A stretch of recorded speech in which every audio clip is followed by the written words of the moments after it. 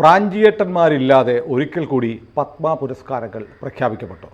അപ്പോൾ നമ്മുടെ കേരളത്തിലുള്ള കുറേ പേർക്ക് MT ഉൾപ്പെടെയുള്ളവർക്ക് പത്മ പുരസ്കാരങ്ങളുണ്ട്.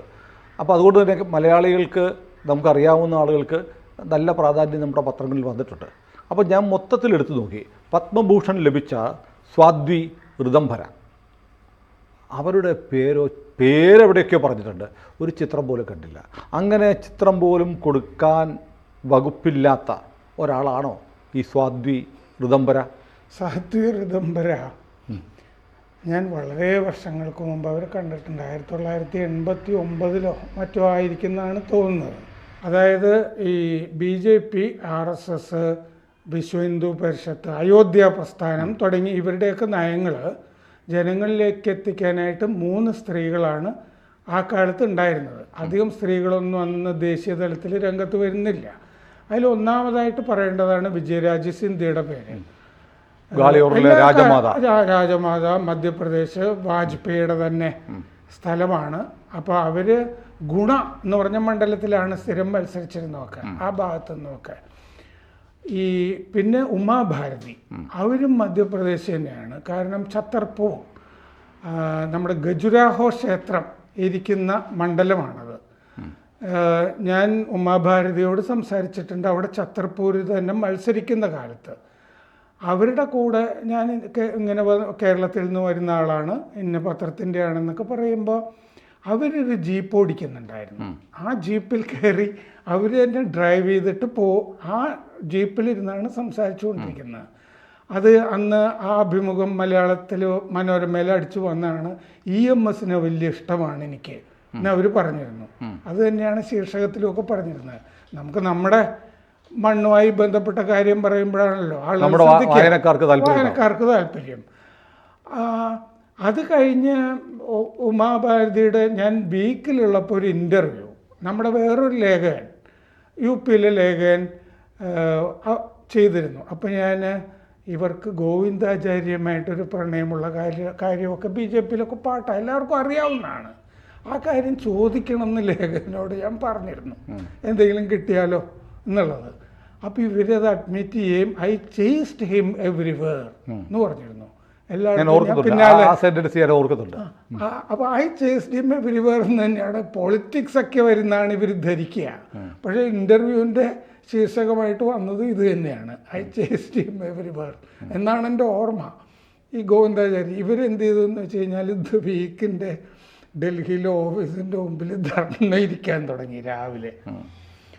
അപ്പോൾ അതും നമ്മൾ റിപ്പോർട്ട് ചെയ്യുന്നുണ്ട്. കാരണം നമ്മൾ അതിൻ്റെ കൂടെ തന്നെ, നമ്മൾ തെറ്റൊന്നും പറഞ്ഞിട്ടില്ല, റെക്കോർഡ് ചെയ്തിട്ടുള്ളതാണ്. പിന്നെ എങ്ങനെയോ അവർ അവിടെ നിന്ന് എഴുന്നേറ്റ് പോയി. പിന്നെ അവരിപ്പോൾ അധികം ഈ രംഗത്തില്ല. ഭാരതി പെട്ടെന്ന് വാനിഷായി പോയി. സ്വാദ്വി ഋതംഭരയാണ് ആ കാലത്ത് ഭയങ്കരമായ തീവ്ര പ്രസംഗങ്ങൾ നടത്തുന്നത്. ഞാനിപ്പോൾ ഇന്ന് രാവിലെ ഞാൻ സ്വാദ്വിയുടെ ഒരു പ്രസംഗം കണ്ടു. ആയിരക്കണക്കിന് ആളുകൾ തടിച്ചുകൂടിയ ഒരു സമ്മേളനം, അവിടെ ഇങ്ങനെ പ്രസംഗിച്ച് അവരെ മുഴുവൻ ആവേശത്തിൽ ആറാടിക്കുന്ന ജനം എണീറ്റ് നിന്ന് മുദ്രാവാക്യം വിളിക്കുകയാണ്.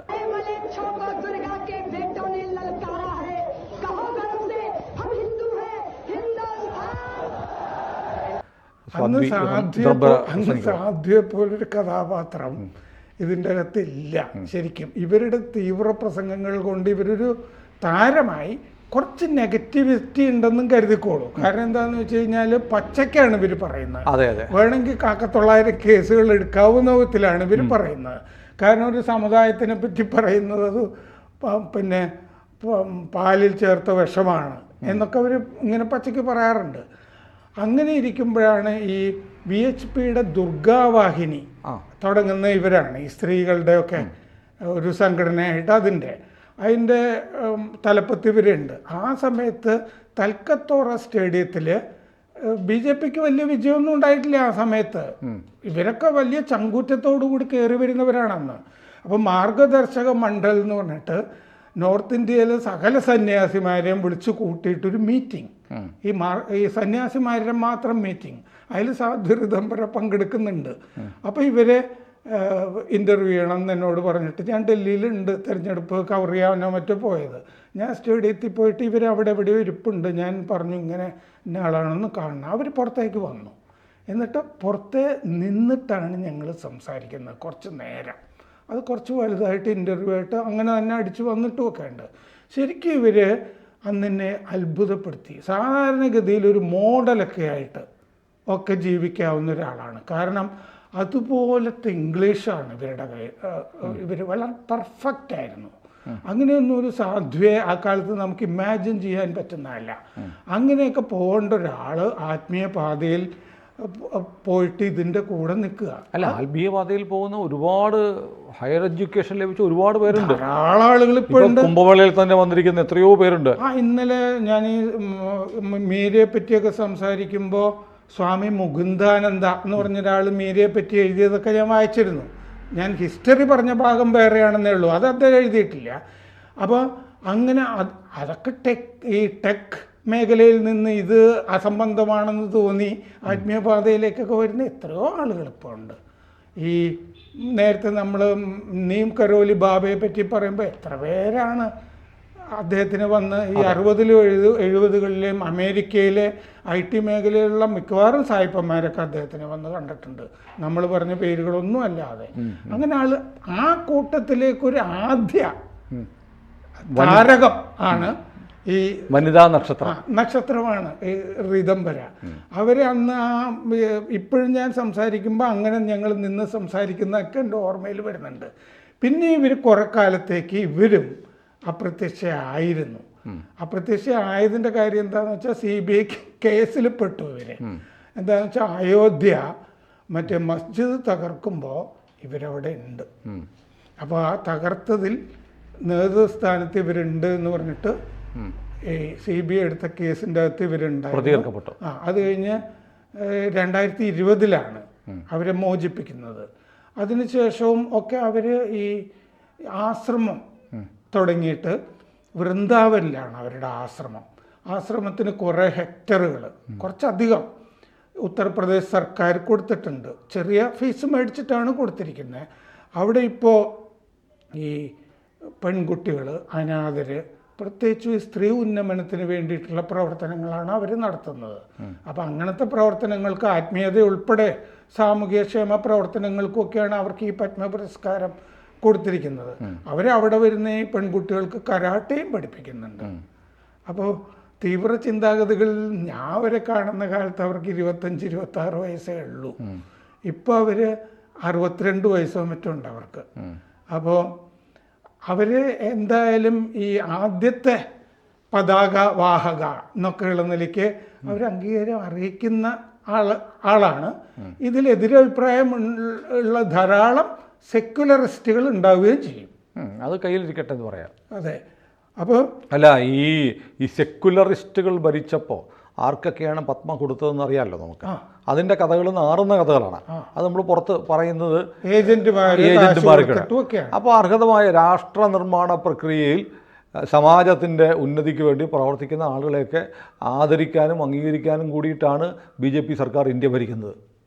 കേരളത്തിൽ നിന്നും കുറച്ച് പേർക്ക് കിട്ടിയിട്ടുള്ളൂ ഇല്ലേ? സാധാരണ ഇപ്പം അങ്ങനെയാണ്. ഈ സർക്കാർ കൊടുക്കുന്ന പട്ടിക അനുസരിച്ചിട്ടല്ലല്ലോ ഇത് ചെയ്യുന്നത്. സർക്കാർ പട്ടിക കൊടുക്കുമ്പോൾ അവർക്ക് വേണ്ടപ്പെട്ട ഇപ്പം ആ മൃദംഗത്തിലെ ഗുരുവായൂർ ധ്വരെ ആരാണ്. പക്ഷെ ജയചന്ദ്രന് കിട്ടിയിട്ടില്ല എന്നുള്ള അതൊരു സങ്കടം ഉണ്ടാവും. ഒരു സങ്കടം എനിക്ക് എപ്പോഴും ഉണ്ട്. ഞാൻ മുമ്പും നിർദ്ദേശിച്ചിട്ടുള്ളതാണ്. ജയചന്ദ്രൻ MDക്ക് കിട്ടിയത് ഓർക്കുമ്പോഴത്തേക്കാണ് ഞാൻ OV വിജയനെ ഓർക്കുന്നത്. OV വിജയനെ ഞാനും ഓർത്തു. ഒന്നും അദ്ദേഹത്തിന് കിട്ടിയില്ലല്ലോ. OV വിജയൻ്റെ കാര്യം ഞാൻ അപ്പോഴും ഓർത്തു. ശരിയാണത്. അപ്പോൾ ഇവർ ഈ 80കളിൽ ജൻജാഗരൺ അഭിയാൻ എന്ന് പറഞ്ഞൊരു സംഘടനയുടെ ഭാഗമൊക്കെ ആയിരുന്നു. അതിൻ്റെ ഭാരവാഹിത്വമൊക്കെ വരിച്ചിട്ട് നേതൃത്വപരമായ പങ്കൊക്കെ ആ കാലത്ത് വഹിച്ചിട്ടുള്ള ഒരാളാണ്. ആരും ഇതിൻ്റെ കൂടെ ഇല്ലാതിരുന്ന കാലത്ത് അതാണ് ഒന്നും പ്രതീക്ഷിക്കാതെ അടർക്കളത്തിലേക്ക് ഇറങ്ങിയ ആളാണ്. ഒരിക്കലും ഭരണം കിട്ടുമെന്നോ ഒരു സർക്കാർ ഇങ്ങനെ അധികാരത്തിലേക്ക് വരുമെന്നോ ഒന്നും കരുതാതിരുന്ന ഒരു കാലത്ത് സ്വപ്നമുണ്ടായിരുന്നു, പക്ഷേ പ്രതീക്ഷയില്ലായിരുന്നു. ഇങ്ങനെ 110 വയസ്സിലും മരിച്ചുപോയ ജനസംഘ കാലത്തെ ഒരു MLAക്കും പത്മഭൂഷൺ ഈ പത്മ അവാർഡ് കൊടുത്തിട്ടുണ്ട് കേട്ടോ. അധികം ആളുകൾ കേട്ടിട്ടില്ലാത്ത ഒരാൾക്ക് മരണാനന്തര ബഹുമതിയായിട്ട് കൊടുത്തിട്ടുണ്ട്. അപ്പോൾ ഈ ബാബ്രി മസ്ജിദ് ഡിമോളിഷൻ വരെയുള്ള കാലത്ത് അവർ വളരെ സജീവമായിരുന്നു. ഇപ്പോൾ അവർ വൃന്ദാവനിൽ സാമൂഹ്യ സേവനം സാമൂഹിക സേവനമൊക്കെ ആയിട്ട് നിൽക്കുകയാണ് അവർ. ഏതായാലും അർഹതപ്പെട്ട ആളുകൾക്ക് തന്നെയാണ് ഇക്കുറിയും പത്മ പുരസ്കാരങ്ങൾ കേന്ദ്ര സർക്കാർ നൽകിയിട്ടുള്ളത്.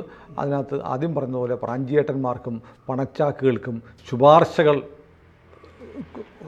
വലിയ ശുപാർശകളും ആയി വരുന്ന ഏജൻറ്റുമാരുടെയും നോമിനികളെ ഒഴിവാക്കി നമ്മുടെ കേരളത്തിൽ തന്നെ ഒരിക്കലും നമ്മുടെ വയനാട്ടിലെ രാമൻ, അവിടുത്തെ കുഞ്ഞോല്, പെരുമ്പോല് ഇവരൊക്കെ എന്തെങ്കിലുമൊക്കെ പത്മ പുരസ്കാരം കിട്ടുമെന്ന് കരുതിയിരുന്നു. ഒരിക്കലുമില്ല. നമ്മുടെ തിരുവനന്തപുരത്തെ ഒരു ആദിവാസി വനിത മറ്റേ വൈദ്യം, പച്ചമരുന്ന്, പിന്നെ നമ്മുടെ പാട്ടുകാരി മറ്റേ ആ സിനിമയിലെ അയ്യപ്പനും കൊശിയിലെ